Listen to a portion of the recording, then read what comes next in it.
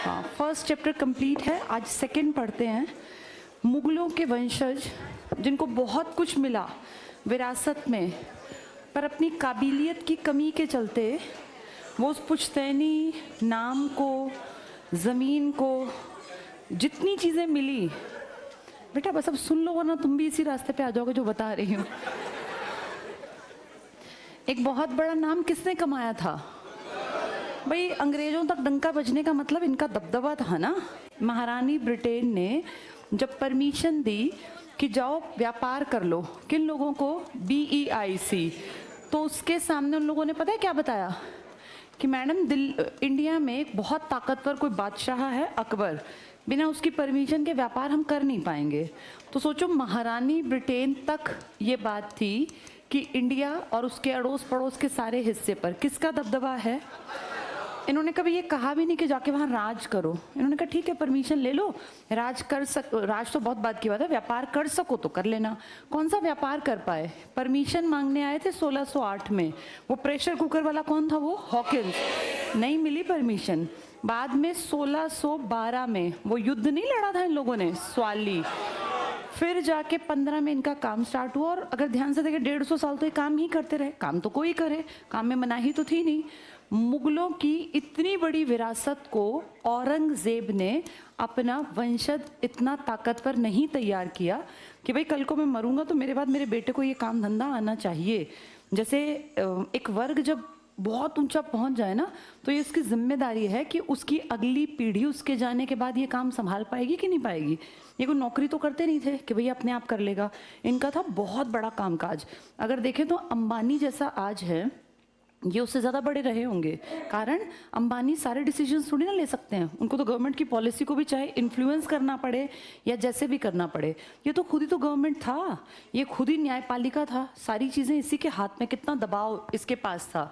लेकिन इसने सबसे बड़ी गलती की, इसने अपने वंशजों को इतना काबिल नहीं बनाया कि वो इसकी प्रॉपर्टी को कम से कम उतना मेंटेन कर पाते, या उतना दबदबा अगर खुद का ना बनाते तो नाम भी खींच पाते। जैसे तैसे गिरते पड़ते इतने दबदबे वाले लोगों को भी, इनके वंशजों को 57 में इनसे पद भी छीन लिया। ये मुगलों ने स्टार्ट किया था बादशाह शब्द कि हम यूज़ करेंगे। हमने कभी इंडिया में बादशाह शब्द सुना ही नहीं था।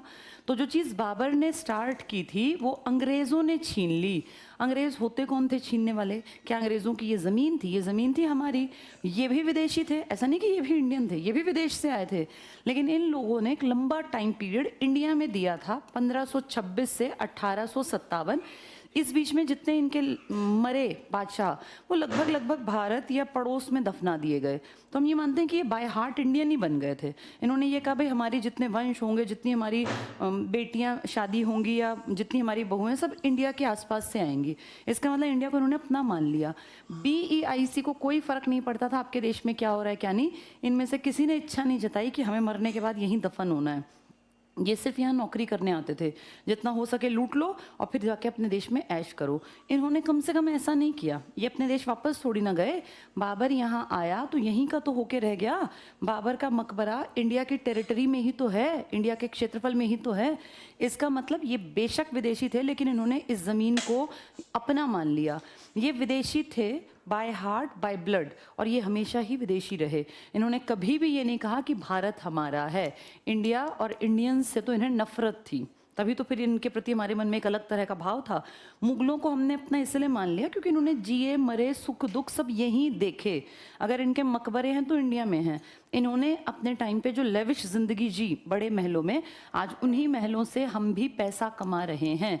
क्योंकि जब कोई घूमने जाता है किसी, आपने देखा होगा हिस्टोरिक साइट पर, तो आपको टिकट लेना पड़ता है। विदेशियों का टिकट बहुत महंगा पड़ता है उनको। जो विदेशी आते हैं ना, आपकी एंट्री टिकट अगर कहीं पर 30 रुपये की है तो विदेशी की आप देखेंगे 1000 रुपये लेते हैं उनसे। तो जितने ये बने हुए पुराने महल हैं या मॉन्यूमेंट्स हैं, इन सब से हम कमाई तो कर रहे हैं। आज भारत की सरकार इनसे कमाई कर रही है। तो ठीक है, गलत था कि विदेशी आए, लेकिन विदेशियों ने इस देश को अपना मान लिया। तो फिर भी हम मानते हैं कि मुगलों ने भारत पे राज किया, कोई दिक्कत नहीं थी। दिक्कत थी जिन लोगों ने कभी भारत को अपना माना ही नहीं। उनमें सबसे बड़ा नाम किसका था? BEIC का। पर BEIC आ क्यों पाई? कहीं ना कहीं इनकी कमजोरी आज इनके राजाओं के बारे में पढ़ते हैं, जिन्होंने शब्द का मतलब ही बदल दिया। वो कहने कहने को तो बादशाह हैं, लेकिन उनको लोग हंसते थे पीछे से, किसी को कहते थे लंपट मूर्ख है, ये रक्त पिपासु है, या ये पागल बादशाह, इस तरह के नाम थे इन लोगों के। तो देखो सेकंड टॉपिक आज पढ़ना शुरू करते हैं। हिस्ट्री में ऐसे लोग जो कुछ कर ही नहीं पाए, बस माँ बाप के नाम का खाया कुछ दिन बैठ के, ऐसे लोगों की कहानी है सेकंड चैप्टर। देखो जरा क्या हेडिंग है सेकंड चैप्टर की, उत्तर मुगल काल, पोस्ट मुगल पीरियड। इनमें से कोई इतना लायक नहीं था, जैसे अकबर का एक काल था, औरंगजेब का एक काल था, इनका कोई काल नहीं था। इनका नाम है उत्तर मुगल, यानी मुगलों के बाद वाले, मुगलों के ही वंशज लेकिन बाद वाले। पहला देखो पॉइंट, मुगल साम्राज्य का पतन। 1707 में अहमदनगर में औरंगजेब की मृत्यु, ये टिक कर लो, 1707 में औरंगजेब मर गया। और इसका जन्म कब का है, 1617 का, वो मेंशन कर लो यहाँ। बर्थ 1617, यानी 90 साल जी गया ये। बर्थ 1617, 1617, तो 1707 में कितने का हो गया, 90 साल का ना। पढ़ो आगे। औरंगजेब की मृत्यु के पश्चात का समय उत्तर मुगल काल। औरंगजेब की मृत्यु के समय मुगल साम्राज्य में कुल 21 प्रांत थे, मतलब 21 स्टेट मान लो। जैसे आज कितनी स्टेट है तुम्हारे पास, 28, लेकिन तुमने ना साइज अगर बात करूं स्टेट का, तो हमारे टाइम में बहुत छोटा है बेटा। इस टाइम पे प्रांत बहुत बड़े थे। कैसे पता लगा हमें, क्योंकि उस टाइम का पूरा इंडिया इनका, उस टाइम का पूरा पाकिस्तान इनका, अफगानिस्तान का आधा हिस्सा इनका, नेपाल पे इनका कब्जा, बांग्लादेश पे इनका कब्जा, श्रीलंका तक इनका दबदबा। इसका मतलब उस टाइम के प्रांत गिनती में तो कम थे, लेकिन एरिया की अगर बात करें, क्षेत्रफल की, तो सबसे ज्यादा क्षेत्रफल पर औरंगजेब ने राज किया। और ये कारण बताते हैं कि भाई इतनी प्रॉपर्टी बढ़ा ली कि इसके बेटे उसको संभाल ही नहीं पाए। प्रॉपर्टी आप बढ़ा लें अच्छी बात है, लेकिन उसका फिर कंट्रोल भी आपके पास होना चाहिए, वरना प्रॉपर्टी वेस्ट है। तो ये टिक कर लो, 21 प्रांत, 21 स्टेट्स थे, जिनमें मुअज्जम काबुल का, मुअज्जम इसका बेखबर, जिसको कुछ खोज खबर नहीं है, ये काबुल का, आजम इसका बेटा गुजरात, और काम बख्श इसका बेटा बीजापुर का। ऐसे डिटेल नहीं पूछेंगे क्योंकि इतने लायक ये थे ही नहीं, पर इसने अपने बेटों को छुटपुट छुटपुट एरिया दिए, मेन एरिया नहीं दिए। आगे पढ़ना। जाजो में जून 1707 में लड़े गए युद्ध में मुअज्जम, मुअज्जम मतलब बड़ा बेटा इसका, की सेनाओं ने आजम को परास्त कर दिया, अपने भाई को मुगल सिंहासन पर अधिकार करने का मार्ग प्रशस्त कर लिया। उत्तराधिकारी युद्ध में गुरु गोविंद सिंह ने मुअज्जम का साथ दिया, ये टिक कर लो। उत्तराधिकार मतलब कौन अब अगला राजा बनेगा, बादशाह। इसमें गुरु गोविंद सिंह जी, कौन है गुरु गोविंद सिंह जी, सिखों के 10वें गुरु। सिखों की कहानी इनसे ऐसे जोड़ लेना, जो पहला मुगल आया था ना, बाबर, भाजसा है ना इनका ट्रिक, भाजसा, कौन था ये, बाबर। जब ये लड़ने आया ना बेटा 1526 में, कौन सी लड़ाई थी ये, पानीपत की पहली लड़ाई, तब सिखों के पहले गुरु थे साक्षी उस लड़ाई के। देखो कितनी अजीब है, एक तरफ सिखों के गुरु चल रहे हैं, एक तरफ इनका खानदान चल रहा है, लेकिन इनके खानदान में सिर्फ 6 लोग हैं जो आए हैं, और सिखों के उतने में कितने गुरु आ गए, 10वें, क्योंकि इनको, इनके जो आखिरी बड़ा आदमी था औरंगजेब, इसके टाइम में 10वें गुरु थे। तो पहले जब इनका वंशज पहला आया तो पहले गुरु थे। पहले गुरु कौन थे, गुरु नानक देव जी। वो पैदा हुए थे बेटा 1469 में। कैसे याद रखोगे, गांधी से 400 साल बड़े थे। गांधी का बर्थ ईयर क्या है, 1869, तो गांधी से 400 साल पहले सिख संप्रदाय की स्थापना करने वाले सिखों के पहले गुरु जन्मे 1469 में। तो 1526 में ये इस उम्र के थे, जिंदा बैठे थे, इन्होंने लाइव देखा था पानीपत का पहला युद्ध। तो पानीपत के पहले युद्ध से मुगलों की एंट्री सिखों के पहले गुरु ने देखी, और इनका सबसे लास्ट का काबिल लड़का जो औरंगजेब था, उसके साथ युद्ध देखा 10वें गुरु ने। तो पहले और 10वें इनके भी आखिरी और उनके भी आखिरी। उसके बाद फिर गुरुओं के बाद 11वां कोई गुरु नहीं है, किताब ही गुरु है ना, गुरु ग्रंथ साहिब, तो उनका भी कोई काबिल लड़का नहीं है। उनके लड़कों को भी उत्तर मुगल काल में पढ़ते हैं। तो ये टिक कर लो, यहाँ इंपॉर्टेंट ये पॉइंट ऊपर लिख लो, लिखो पानीपत का प्रथम युद्ध, ऊपर बहुत जगह खाली है वहां लिख लो। पानीपत का प्रथम युद्ध 1526 में पहले सिख गुरु ने देखा था। पानीपत का पहला युद्ध 1526 में सिखों के पहले गुरु ने देखा था। ब्रैकेट में लिख लेना क्या नाम था पहले गुरु का, गुरु नानक देव जी। उनका बर्थ भी लिख लेना 1469, वो गांधी से 400 साल बड़े हैं। तो पानीपत की पहली लड़ाई सिखों के प्रथम गुरु गुरु नानक देव जी ने देखी। बर्थ 1469, और लड़ाई कब की है, 1526 की। ठीक है, 2 चीजें रिलेट करनी आ गई।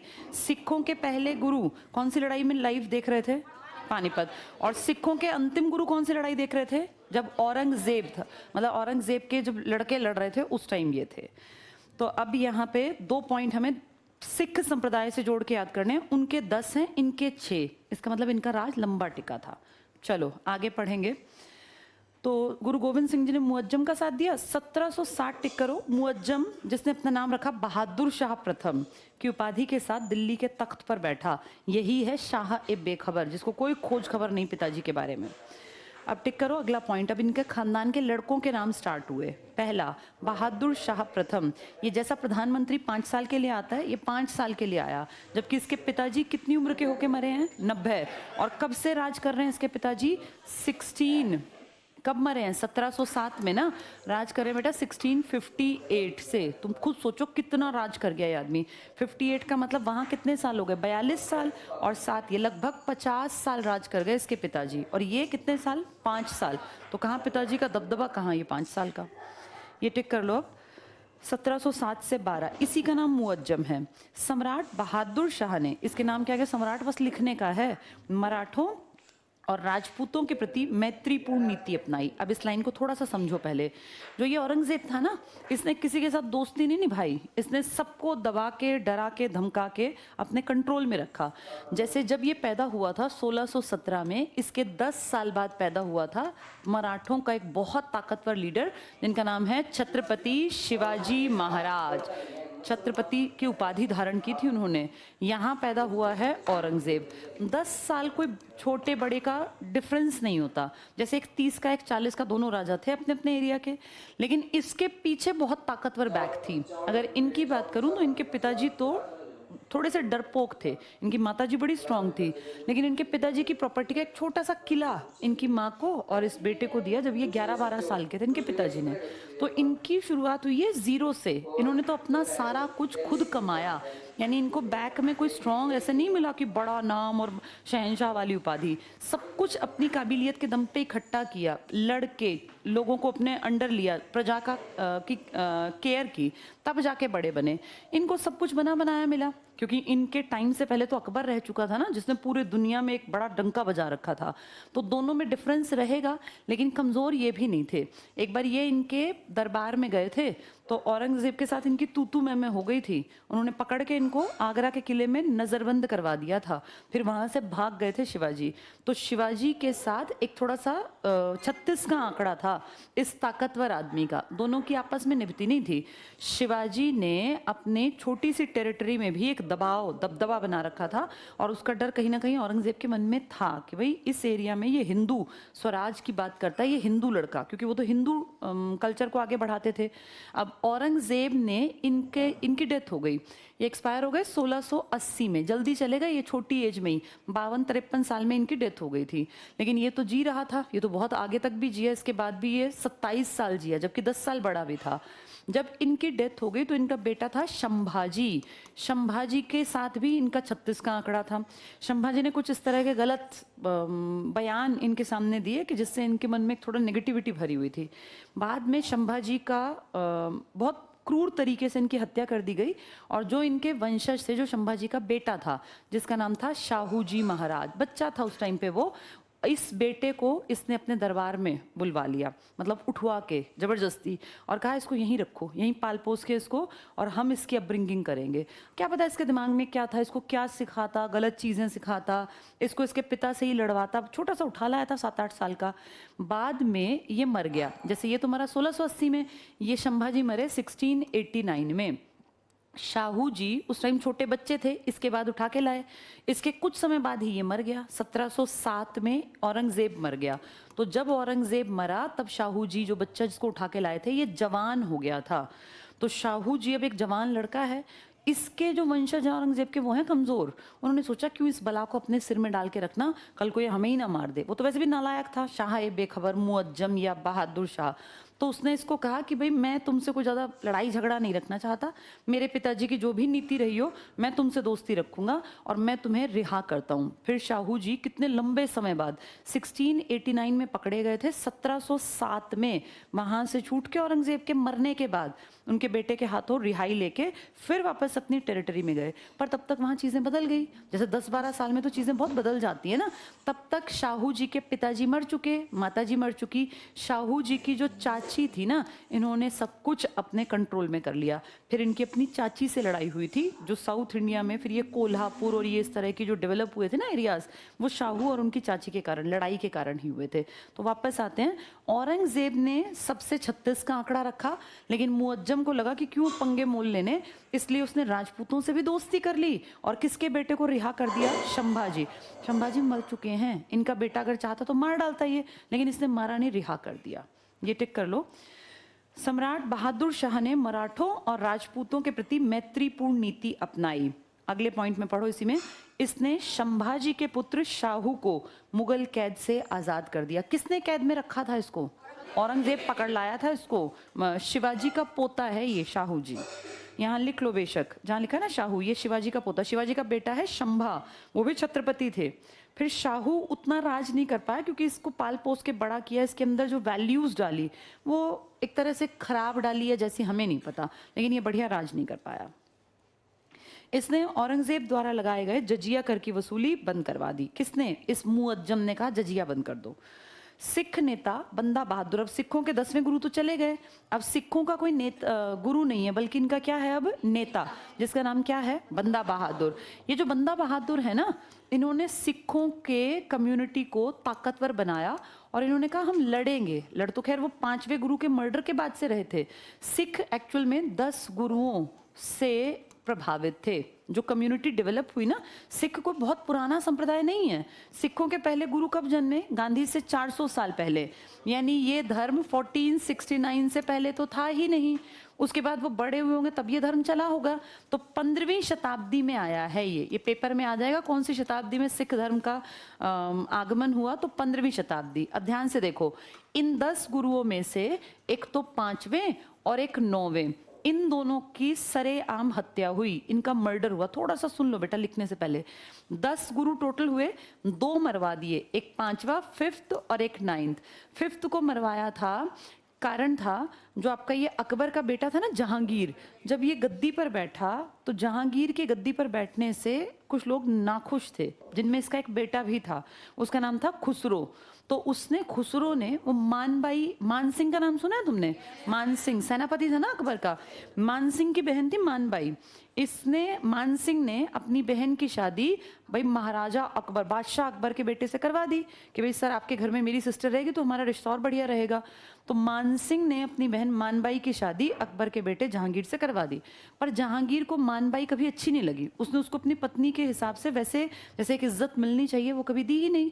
ये बात मानबाई के जो बेटा हुआ उसको हमेशा फील हुई कि मेरी माँ राजपूतों की बेटी है, मेरे दादा, मेरे नाना वगैरह का कितना बड़ा नाम है, मेरे जो मामा हैं वो अकबर की सेना में सेनापति हैं, बड़ा पद होता था ना, और मेरी माँ की इज्जत इस घर में नहीं है, क्योंकि उनकी तो ढेर रानियाँ होती थी। तो उसके मन में स्टार्टिंग से एक बदला लेने का भाव था कि मैं कभी अगर ताकतवर बना तो अपने पिताजी से बदला लूंगा। जब ये राजा बना अकबर की मौत के बाद, 1605 में अकबर मर गया, तो 1605 में जब जहांगीर को गद्दी मिली तो कुछ लोग विरोध तो हमेशा ही करते हैं, उन विरोधियों में इसका खुद का बेटा भी था। इसका बेटा जाके और सिखों के 5वें गुरु से मिला। देखो ये जब पैरेलल चल रहे हैं भाजसा वाले, तब सिख भी तो पैरेलल चल रहे हैं ना। इनका पहला जो, इनके जो गुरु थे पहले, कौन? वो पहले ये बाबर के टाइम पे थे ना, तो वहां भी पीढ़ी बदल रही है, यहाँ भी पीढ़ी। यहाँ कौन से गुरु आ गए? 5वें गुरु ने कहा भाई तुम मुझसे क्या चाहता है? कहा सर मेरी हेल्प कर देना, बस अगर मुझे जरूरत पड़े तो मेरी हेल्प। इसने कहा ठीक है हेल्प कर दूंगा। ये प्लान था कि कैसे कैसे करके जहांगीर को मारेंगे, और प्लान हो गया लीक। पता चल गया जैसे तैसे जहांगीर को। तो जहांगीर ने सिखों के 5वें गुरु को तो मरवा दिया कि भाई मेरे खिलाफ जो है साजिश में शामिल था, मैं बादशाह हूँ, बादशाह के खिलाफ मतलब देशद्रोही है ये। 5वें गुरु को मरवा दिया। और जो अपना बेटा था ना जिसने ये प्लानिंग की थी, उसको अपने छोटे बेटे को सौंप दिया कि ये देख तेरा भाई ये मुझे मरवाना चाहता था, कल को ये तुझे जिंदा नहीं छोड़ेगा, तो तेरी मर्जी इसको जो करना है कर। बाद में कहते हैं शाहजहां ने पहले उसको पकड़वा के अंधा करवाया, बाद में उसका मर्डर करवा दिया। तो इस तरीके से बाप बेटे ने मिलकर अपना ही सगा भाई, अपना ही सगा बेटा मरवा दिया था जहांगीर ने। उस टाइम पे नॉर्मल बात थी, आज हमें अजीब लगता है, तब ऐसे ही मरवा देते थे भाई बंधुओं को कि कल को हमारे सिर पे बैठेंगे। तो जहांगीर ने 5वें गुरु का मर्डर करवाया, कारण था ये इसका राज्य का लालच था कहीं ना कहीं। 9वें गुरु की मौत हुई धर्म अपना अडिग रखने के कारण। 9वें गुरु को मरवाया औरंगजेब ने, तो वहां भी पीढ़ी आगे बढ़ गई, इनकी भी बढ़ गई। औरंगजेब ने इनको कहा कि तुम अपना धर्म बदल लो, तुम्हारे पीछे पीछे सारे जितने लोग सिख हैं वो मुस्लिम बन जाएंगे, क्योंकि गुरु बदलेगा तो सब बदलेंगे। इन्होंने कहा मैं जीते जी, मतलब मुझे कोई शौक नहीं जिंदा रहने का, मैं मर सकता हूँ लेकिन धर्म नहीं बदलूंगा। बहुत ज्यादा टॉर्चर किया। दिल्ली में चांदनी चौक में आज भी मैंने बताया होगा आपको, एक पेड़ है, वो पेड़ आज भी कहते हैं वहीं तब से चला आ रहा है। उस पेड़ के नीचे 3-4 दिन भूखे प्यासे गर्मी में, चिलचिलाती गर्मी में, जून के महीने में बांध के रखा। और जब ये फिर भी नहीं बदले कि मैं अपना धर्म नहीं बदलूंगा, तो इनकी गर्दन काट दी गई। गर्दन मैंने बताया था कुछ लोग उठा के सर की बेइज्जती और ना हो भाग गए, और जहाँ जाके उस शीश को उन्होंने इज्जत के साथ अंतिम संस्कार किया, वहाँ गुरुद्वारा शीशगंज बना। और जहाँ बाकी बॉडी का अंतिम संस्कार हुआ वहाँ रकाबगंज बना। तो ये 2 फेमस गुरुद्वारे हैं, शीशगंज और रकाबगंज। कौन से गुरु से संबंधित हैं ये? 9वें से। तो 2 गुरुओं का मर्डर करवाया है इन भाजसा के परिवार ने।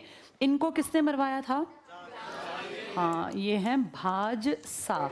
अब जब जहांगीर था तो उसने मरवा दिया 5वें गुरु को। पहले गुरु थे बाबर के टाइम में, गुरु जल्दी जल्दी हटे हैं, तभी औरंगजेब ने कौन से को मरवा दिया? 9वें को, जबकि औरंगजेब वहां छठा है। और ये मुअज्जम के टाइम कौन था? 10वां गुरु। अभी पढ़ के आए ना हम ऊपर।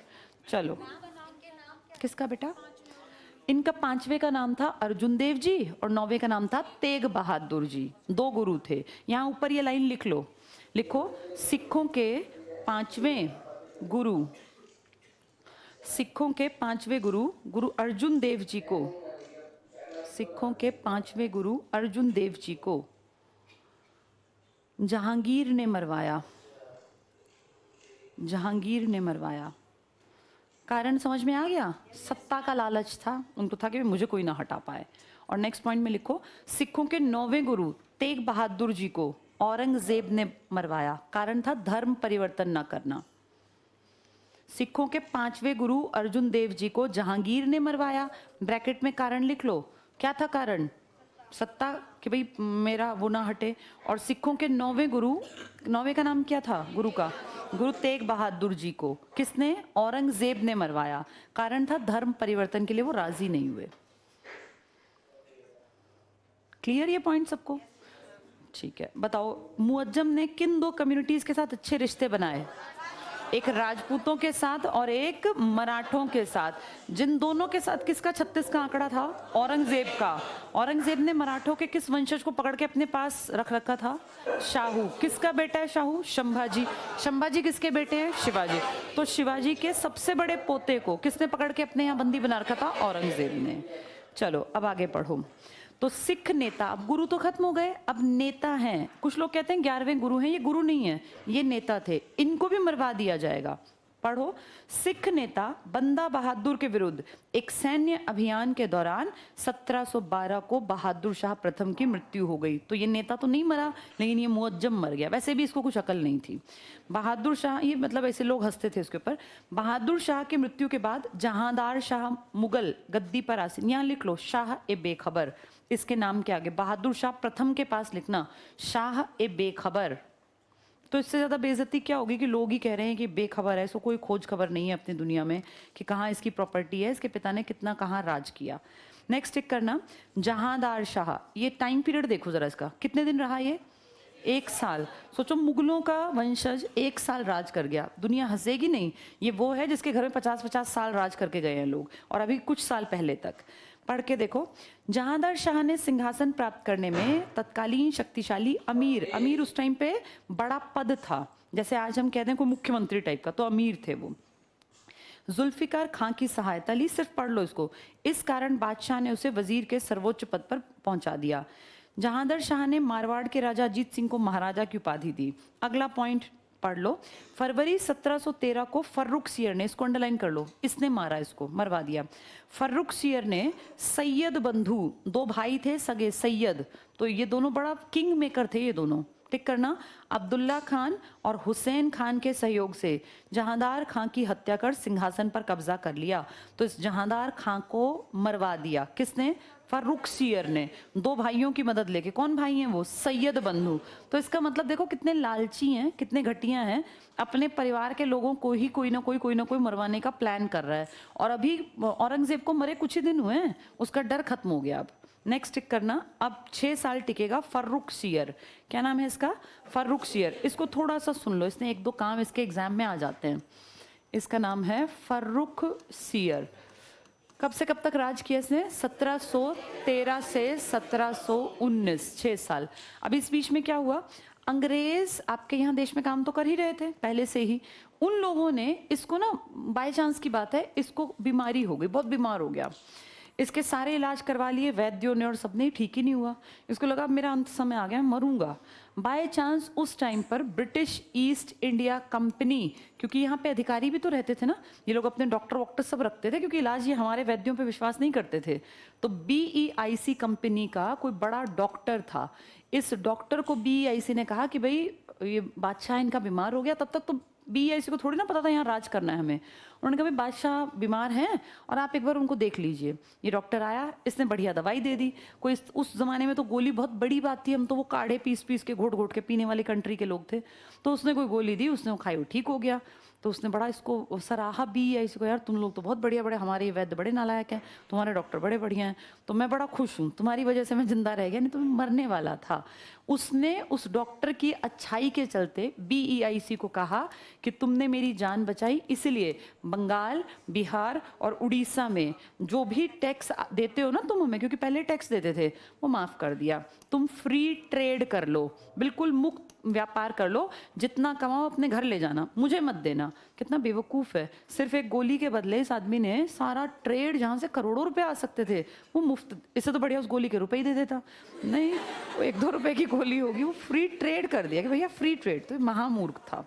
और फिर अपनों से लड़ेगा, सिख नेता से लड़ेगा, बंदा बहादुर उसको मरवाएगा। ये टिक कर लो, फर्रुख सियर। पढ़ के देखो पहला। हाँ बेटा,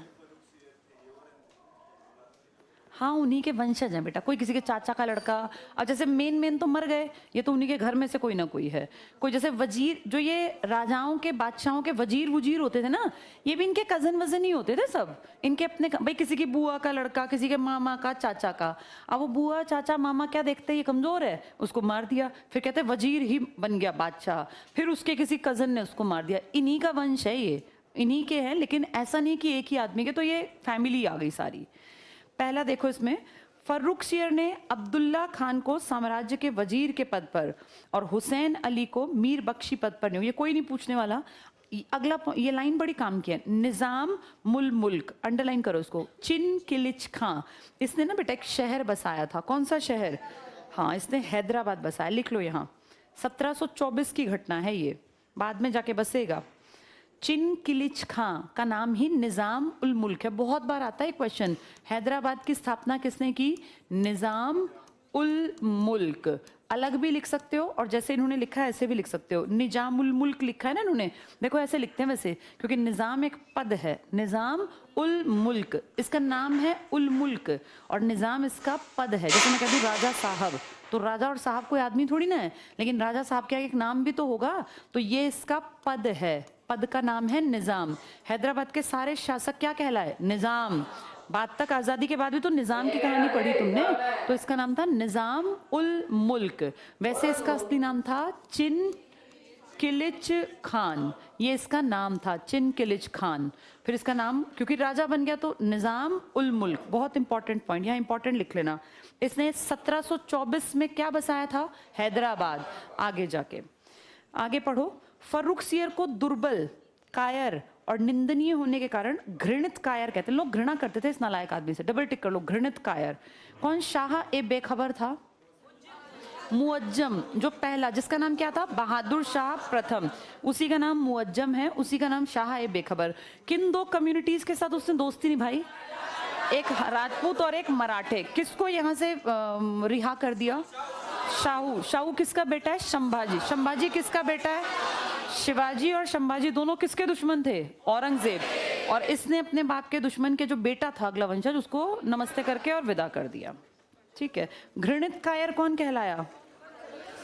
फर्रुखसियर। इसने टैक्स फ्री किया था ना बंगाल बिहार। यहाँ ये लिखा नहीं है, तुम अपने आप लिख लो, बीमार। बीमार इलाज, उससे तुम्हें याद रह जाएगा। बीमार हो गया था, इलाज हुआ और इसने टैक्स फ्री कर दिया। ट्रेड फ्री हो गया वहाँ पे पूरा एरिया कि भाई फ्री में ट्रेड कर लो। तो कितने करोड़ों के इनकम पे इसने लात मार दी। हाँ, सिर्फ एक दवाई, वैसे वो दवाई ना मिलती तो मर जाता तो ज़्यादा बढ़िया रहता, हमारा तो इतिहास बढ़िया बन ही जाता। चलो आगे देखते हैं। सैयद बंधुओं के प्रभाव को कम करने के उद्देश्य से फर्रुखसियर उनके विरुद्ध षड्यंत्र रचने लगा। इसमें कुछ नहीं है बेटा, इसने कुछ भी खास नहीं किया। सेकेंड लास्ट लाइन टिक करना। 1719 को फर्रुखसियर की हत्या करके रफीउद्दौला और इसके बाद रफीउद्दरजात इनको शासक, ये कहीं कोई नाम नहीं है इनका, हिस्ट्री में इनका नाम कहीं नहीं लिखा कि इन्होंने कुछ भी किया हो। मोहम्मद शाह टिक कर लो, 1719 से 1748। अब इसके नाम क्या क्या लिखा जाता है? मोहम्मद शाह रंगीला। बहुत कैरेक्टरलेस घटिया आदमी था। और इसी के टाइम, हाँ यही फेमस है बेटा, इसी के टाइम पे तो हमारे ऊपर वो अटैक हुआ था 1739 का। कौन आया था? नादिर शाह। कहाँ से आया था? ईरान। कितनी अजीब बात है ना, जब हुमायूं भारत छोड़ के भागा था निर्वासन में कि भैया मुझे कहीं सिर छुपाना है, तो याद करो 1540 में भागा था, 42 में अकबर का जन्म हुआ और उसके बाद उसको ईरान के शाह ने अपने शरण में रखा 13 साल कि तू भाई इज्जतदार आदमी है, तेरा समय घड़ी तेरे ऊपर मुश्किल की आ गई है, कोई बात नहीं, मेरी प्रॉपर्टी में रह ले, राजा की तरह रह। बिल्कुल। ईरान एक टाइम पे कैसा था हमारे हुमायूं के प्रति कि उसको राजा बन के बराबरी पर रखा, और अब उसी के वंशजों की औकात इतनी नहीं थी कि ये ईरान से आने वाले अटैकर्स को रोक पाएं। तो देखो कितना गैप है, जबकि हुमायूं के पास कोई बहुत बड़ी प्रॉपर्टी थोड़ी ना थी। हुमायूं के पिताजी ने सिर्फ 4 ही साल तो काम किया था, 26 से लेके 30 तक, 30 से 40 इसका घर का कलेश नहीं निपटा था। इसके भाई नहीं नालायक थे जो इससे लड़ते रहते थे, तो इसके पास तो प्रॉपर्टी ज्यादा थी भी नहीं। तब भी बिना प्रॉपर्टी के नाम इतना बड़ा था इसके पिताजी का और इसका कि शाह ने कहा तू मेरा मेहमान है, जब तक तेरा मन करे पूरी जिंदगी यहाँ रह ले। 13 साल तुम अपने आप को देखो, तुम या मैं अपने घर में किसी मेहमान को हम रख नहीं सकते। 13 साल भारी होने लगता है कोई 3-4 दिन के बाद कि भाई कब जाएगा अपने घर। अतिथि देवो भव एक मूवी है ना इसी के ऊपर।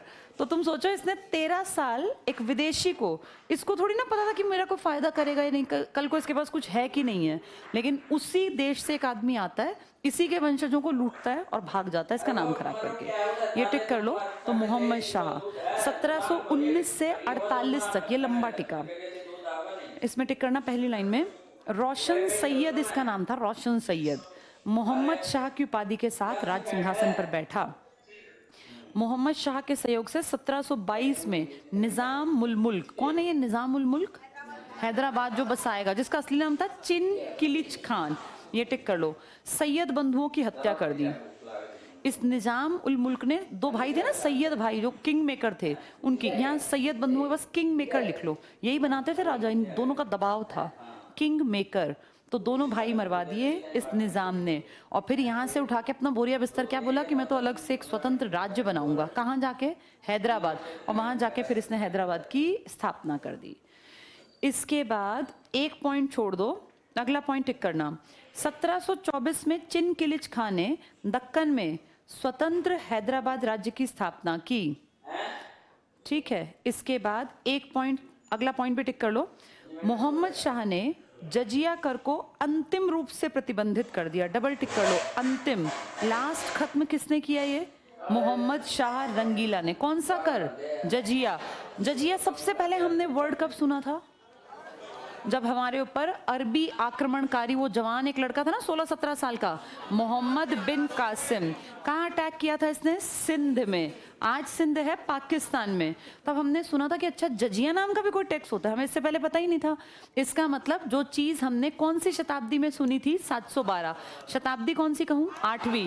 अब वो जाके लगभग 1000 साल बीत गए, अब वो खात्मे की तरफ आ गया। 1000 साल तक जजिया कभी लगा कभी हटाया, कभी लगा कभी हटाया।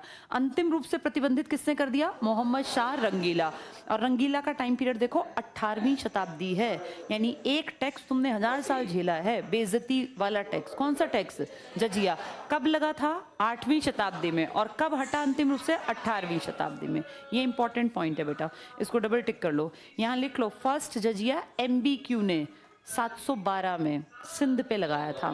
फर्स्ट जजिया MBQ मोहम्मद बिन कासिम ने 8वीं शताब्दी में सिंध पर लगाया था। तो 1000 साल तक जजिया कभी आया कभी गया, फिर आया फिर गया।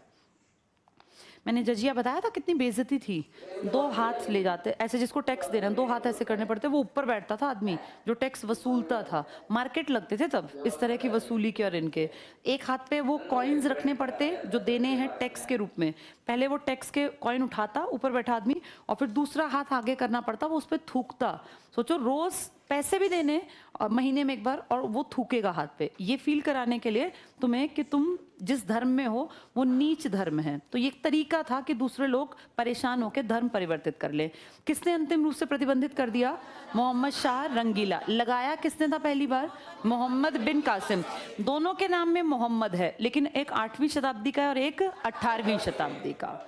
चलो आगे टिक करना इसमें। मोहम्मद शाह के शासनकाल में नादिर शाह ने, अंडरलाइन कर लो, फारस का मतलब ईरान इराक वाला एरिया, ये फारस का एरिया कहलाता था। 1739 एक्चुअल में आना चाहिए पूरा, के मध्य भारत पर आक्रमण किया और तख्त-ए-ताऊस, क्या था ये तख्त, तख्त एक, जैसे हमारे यहाँ नहीं बोलते तख्त बोल देते हैं जिसको, है ना गांव में, हाँ वो तो लकड़ी का खराब सा होता है, उस पर आदमी सो भी नहीं सकता। इसका तख्त-ए-ताऊस बहुत सुंदर था, और उस तख्त-ए-ताऊस पे बहुत कीमती हीरे जवाहरात जड़े हुए थे, बहुत कीमती, और उसको स्पेशली डिजाइन करवाया गया था। उसको डिजाइन किया था एक आदमी ने जिसका नाम था बेबादल खान। इसका डिजाइन किया हुआ, ये शौक इस तरह के हर किसी को थोड़ी ना होते हैं। किसने किया था ये काम, शाहजहां। शाहजहां के पिताजी कौन थे, जहांगीर। जहांगीर के पिताजी अकबर। दुनिया भर का पैसा फालतू की चीजों में अपने आप दिमाग जाएगा ही, तो दिमाग में आया कि क्यों ना ऐसा वो बनवाया जाए जिसपे बैठते ही राजा जो है एक अलग ही लोग उसको माने हुए, ये तो कुछ बड़ी चीज है। तो इसने सोफा भी स्पेशल डिजाइन करवाया। बाद में इस सोफे को उठा के कौन ले गया, नादिर शाह। अब इसके इतने टुकड़े होके खत्म हो गया, किसी को नहीं पता ये कहाँ है अब। चलो ये टिक कर लो। तो तख्त-ए-ताऊस, तख्त-ए-ताऊस को ही मयूर सिंहासन भी कहते थे। मोर सा बना हुआ था इसमें डिजाइन में, यहाँ लिख लो मयूर सिंहासन, एक ही चीज है ये, मयूर सिंहासन। आज भी दिल्ली के लाल किले में इसकी रेप्लिका रखी हुई है, वो शीशे के अंदर जड़ रखी है, वहां लिखा हुआ है ये कि ये असली नहीं है, रेप्लिका है। रेप्लिका मतलब उस जैसी बना के रख दी, रियल वाली तो नादिर शाह उठा के ले गया। तो ये टिक कर लो, तख्त-ए-ताऊस और कोहिनूर हीरा। कोहिनूर हीरा कहाँ की खदान का था, तेलंगाना की खदान से निकला था। तेलंगाना जब मध्यकाल था ना तब लाए थे इसको ऊपर। तो कोहिनूर हीरा, क्या बेटा क्या हुआ, तेलंगाना के एरिया के पास हैदराबाद का जो एरिया है ना वहाँ की खदान से। चलो आगे पढ़ो इसको। इसमें अगला पॉइंट की सेकेंड लाइन टिक करना, रंगीला बादशाह। इसका मतलब बदनामी है, इसके कैरेक्टर पे एक दाग है, रंगीला बादशाह। मोहम्मद शाह की मृत्यु के बाद अगला बादशाह, बादशाह अहमद शाह। अहमद शाह ने कुछ नहीं किया, कुछ भी नहीं किया, इसका कोई कामकाज ही नहीं है। इससे अगला आलमगीर सेकंड। आलमगीर सेकंड ने भी कोई ऐसा काम नहीं किया जिसको हिस्ट्री कहीं नाम दे, बस ये फॉर्मेलिटी के हैं। इससे अगले का काम है, क्या नाम है उस आदमी का, शाह आलम द्वितीय। ये नाम तुमने कहीं सुना है? एक मैंने 3 सेनाएं बताई थी तुम्हें एक बार, 3 सेनाएं आके खड़ी हुई थी, और एक तरफ छोटी सी सेना थी ब्रिटिश ईस्ट इंडिया कंपनी। इसमें एक सेना थी बंगाल के, किसकी, शुजाउद्दौला की। पहले सिराजुद्दौला था ना, बाद में शुजाऊ। एक थी अवध के नवाब की, और एक किसकी थी, एक शाही। शाही मतलब रॉयल फैमिली, किसकी फैमिली, ये मुगलों की। इस रॉयल वाले का नाम था क्या, शाह आलम सेकंड। इसी से तो परमिशन ली थी BEIC ने, क्या कि तुम्हारे टाइम पर तुम्हारे पिताजी की या तुम्हारे वंशज जो पुराने थे, इनके टाइम में हमें एक एरिया में उन्होंने बीमारी, वो गोली से नहीं बच कि भैया तुमने मुझे गोली खिलाई है इसके बदले तुमने ट्रेड, इन्होंने कहा लिख के दो यहाँ का सारा पैसा अब जब तक हम रहेंगे तब तक हमारा रहेगा, तो लिख के फिर इसको देना पड़ा था।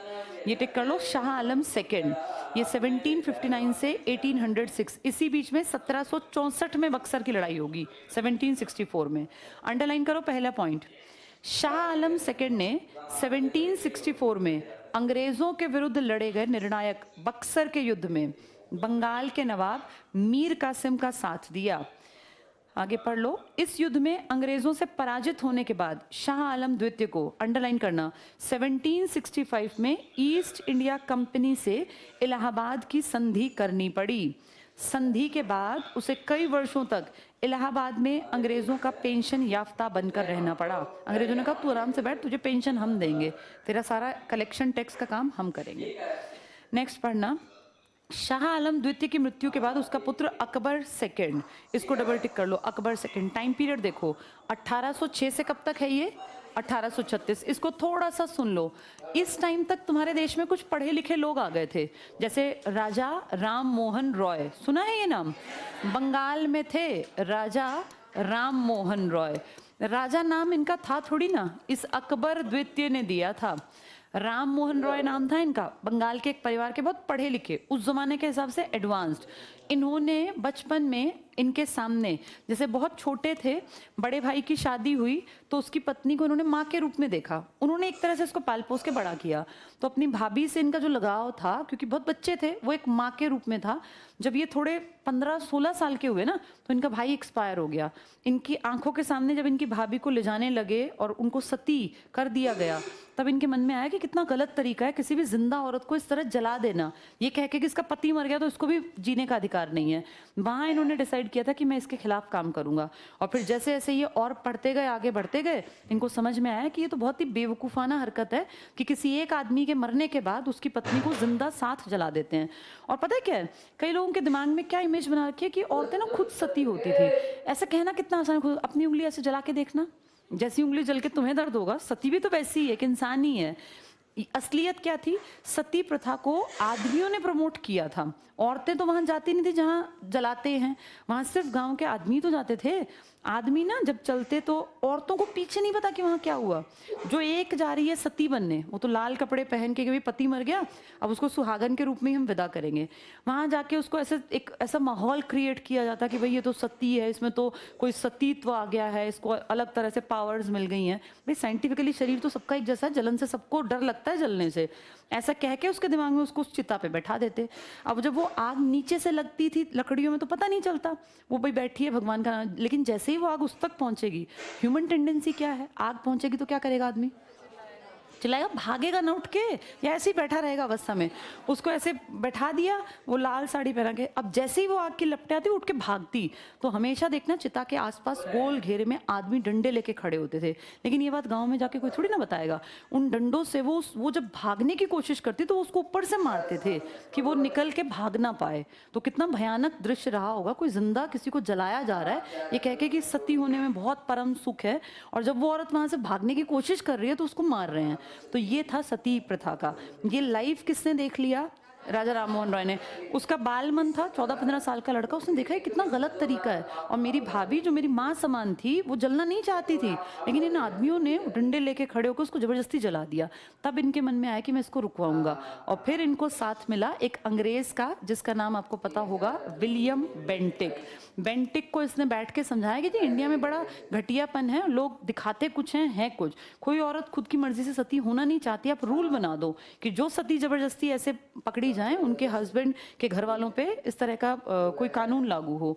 तो सती प्रथा के विरोध में किसने काम किया था, फिर विलियम बेंटिक को एक पावर थी, क्योंकि वो हमारे हेड थे, वो हमारे गवर्नर जनरल थे, उन्होंने ये पावर इस्तेमाल करके कानूनन इसको इलीगल घोषित कर दिया कि कोई भी गांव के लोग किसी भी औरत को अगर जलाते मिले तो उनके ऊपर केस होगा। लेकिन ये इतना आसान नहीं था बेटा, अगले कितने सालों तक भी चीज़ें एज इट इज़ चलती रही। फिर आगे जाके क्वेश्चन किया बुजुर्गों ने कि ठीक है तुमने सती प्रथा की औरतों को बचवा दिया, अब आगे इनका खाना पीना पहनना ओढ़ना कौन करेगा, जिंदगी बहुत लंबी है, खर्चे कौन देगा। उस टाइम तक ये तो था नहीं कि पढ़ लिख के कहीं नौकरी कर लेगी या घर से चली जाएगी, तो ये क्वेश्चन मार्क था कि इनका होगा क्या।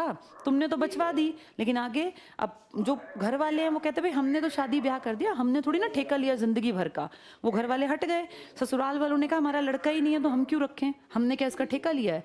अब सोचो उसका ना घर ना पीछे वाला ना आगे वाला, कहाँ जाए। तब पढ़ाई लिखाई का कोई प्रावधान था नहीं। तब एक नया कॉन्सेप्ट आया था विधवा पुनर्विवाह, कि जो विधवा महिला बच गई इनकी जिंदगी बिताने के लिए इनको दोबारा से शादी कर लेनी चाहिए।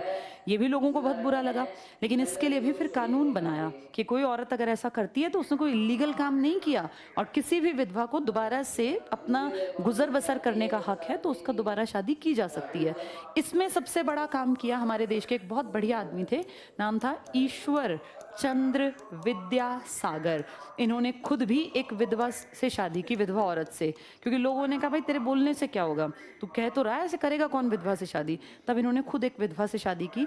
पर कहते हैं अगले 5 साल तक, 1856 में ये रूल बना था, लेकिन अगले 5 सालों में टोटल मिला के सिर्फ 25 शादियां हुई, जबकि विधवा ढेर औरतें हुई। तो विधवा से शादी करना आज तक भी एक टैबू ही तो मानते हैं लोग, अभी दिमाग से उतने विकसित थोड़ी ना है।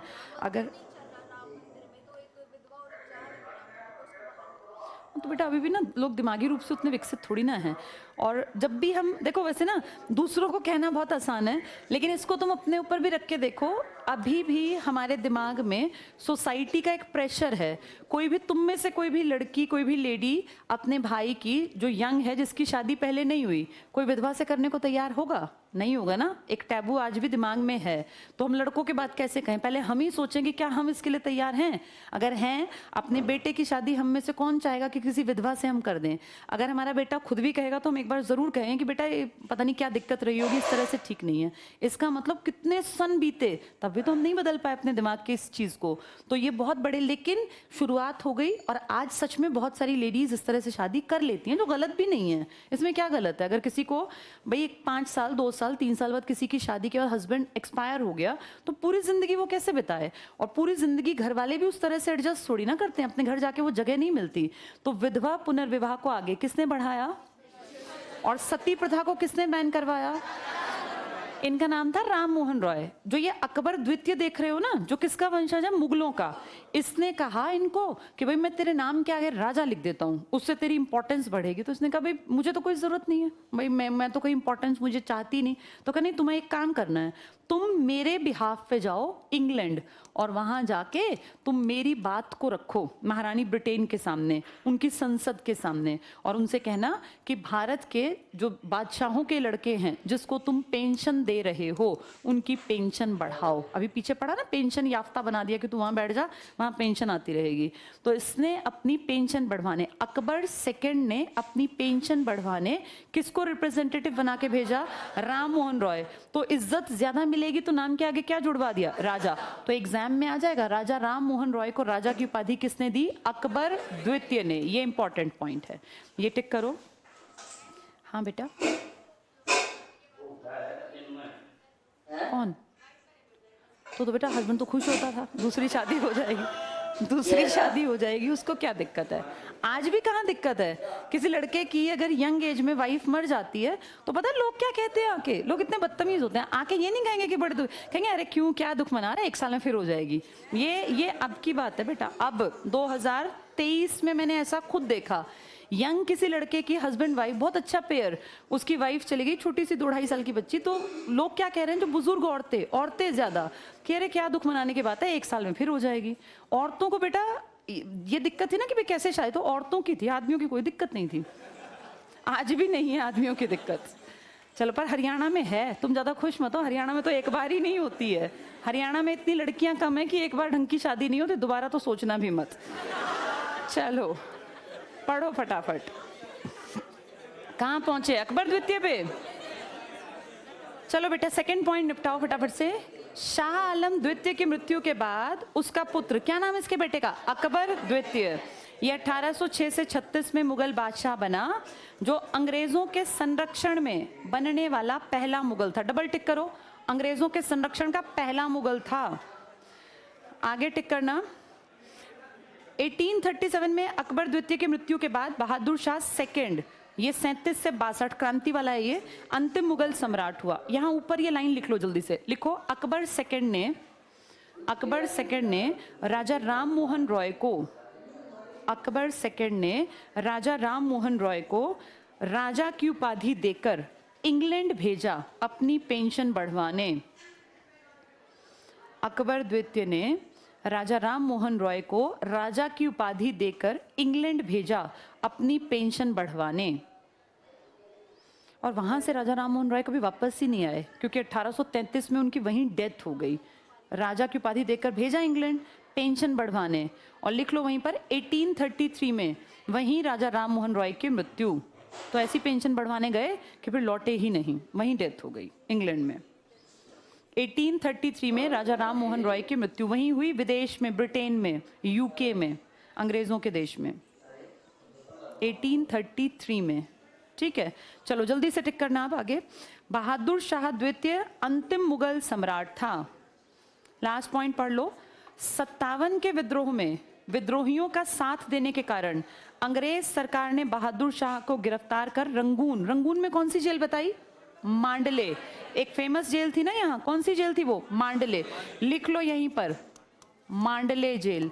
इसमें सुभाष चंद्र बोस, लाला लाजपत राय, बाल गंगाधर तिलक, जो जितने ताकतवर लड़के थे ना हमारे देश में, उन सबको इसी जेल में बंद करते, क्योंकि यहाँ रह के आदमी बीमार होना ही होना था, इतने खराब हालात थे यहाँ। तो मांडले जेल, यहाँ मरा था ये। टिक करना। रंगून मतलब आज का म्यांमार या बर्मा जिसको तुम कहते थे, निर्वासित कर दिया गया। 62 में इस अंतिम मुगल सम्राट की मृत्यु हो गई और इसके बाद आज तक कोई बादशाह नहीं बना। तो अंतिम बादशाह कौन था? बहादुर शाह जफर, जिसके टाइम में क्या हुई? बहुत बड़ी क्रांति। कहाँ भेज दिया इसको? रंगून में। कौन सी जेल में? मांडले। ये किसके बाद बना था? अकबर सेकंड। अकबर सेकंड ने किसको कहा तू जाके मेरी पेंशन बढ़वा ला? हाँ, राजा राम मोहन रॉय, जिसने कौन सी प्रथा बंद करवाई? विधवाओं के लिए किसने काम किया?